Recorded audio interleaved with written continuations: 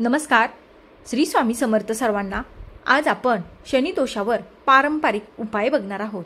या उपायामुळे तुमच्या आयुष्यातील जे काही वाईट दिवस आहेत ते लवकरच दूर होऊन तुमच्या आयुष्यात एक नवीन जीवन जगण्याची संधी तुम्हाला मिळणार आहे.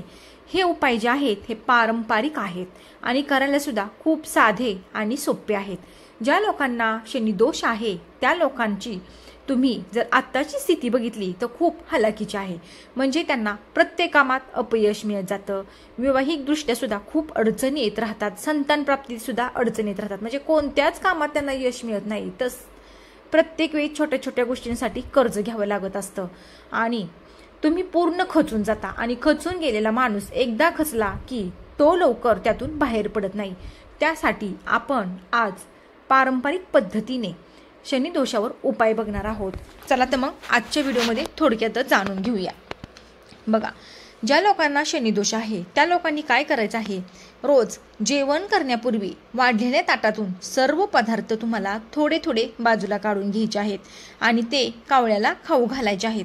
बघा, तुम्ही जे काही खाता तुमच्या ताटात जे काही वाढलं गेलं आहे त्यातील सर्व थोडे थोडे पदार्थ साईडला काढून ठेवायचे आहेत आणि ते बाहेर ठेवायचे आहेत. मग ते कावळे येऊन खातील. असं केल्याने काय होणार आहे, तुमच्यावर जो शनी दोष आहे ते कमी होणार आहेत.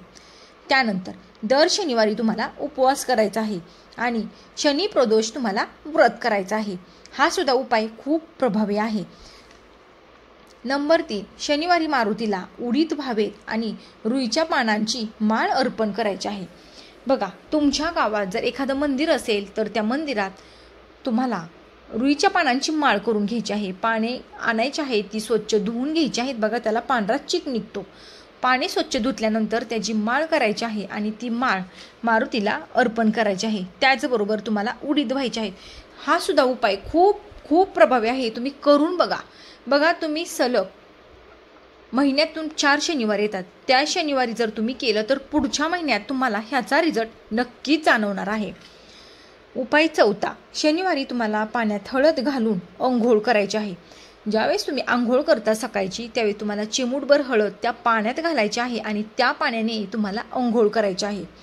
नंबर 5, चांदीचा चौरस तुकडा तुमच्या शर्टच्या वरच्या खिशात तुम्हाला ठेवायचा आहे. बघा, चांदी जी असती त्याचा तुम्हाला चौकोनी तुकडा बनवून घ्यायचा आहे. तो विकत आयता पण मिळतो आणि जर तुम्हाला तसा घ्यायचा नसेल तर तुमच्या घरात चांदी असेल म्हणजे बघा पैंजण वगैरे तर त्याचा सुद्धा तुम्ही एखादा चांदीचा तुकडा तुम्ही बनवून घेऊ शकता. एकदम छोटा, त्याला फार काही खर्च येत नाही. तो चौकोनी तुकडा तुमच्या शर्टच्या वरच्या खिशात ठेवायचा आहे.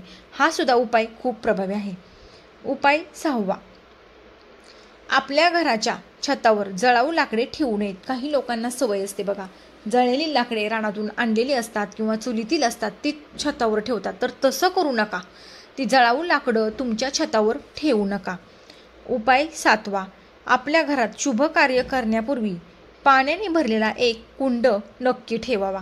तुम्ही जे कोणतं शुभ कार्य करताय त्यासाठी एक पाण्याने भरलेला कुंड तुम्हाला घरात ठेवायचा आहे. हा सुद्धा उपाय खूप प्रभावी आहे.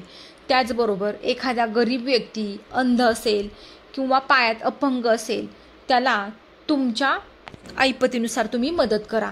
भलं तुम्हाला पैशाची मदत जर होत नसेल तर त्याला जे शारीरिक कष्ट आहेत, त्याला त्याचे पाय उचलत नाही, तो अपंग आहे, लुळा आहे, पांगळा आहे किंवा अंध आहे आणि तो रस्ता क्रॉस करतोय तर तुम्ही त्याला नक्की मदत करा. पैशाच्या स्वरूपात नाही पण ही मदत तर तुमच्याच्याने नक्कीच होईल. हा जर उपाय तुम्ही केला तर तुमच्यावर शनिदेव प्रसन्न होत. त्यामुळे हे उपाय छोटे छोटे करून बघा, तुम्हाला ह्याचा रिझल्ट नक्कीच येणार आहे. तर हा होता छोटासा व्हिडिओ. आवडल्यास लाईक, शेअर आणि सबस्क्राईब करा. तोपर्यंत तुम्हा सर्वांना श्री स्वामी समर्थ.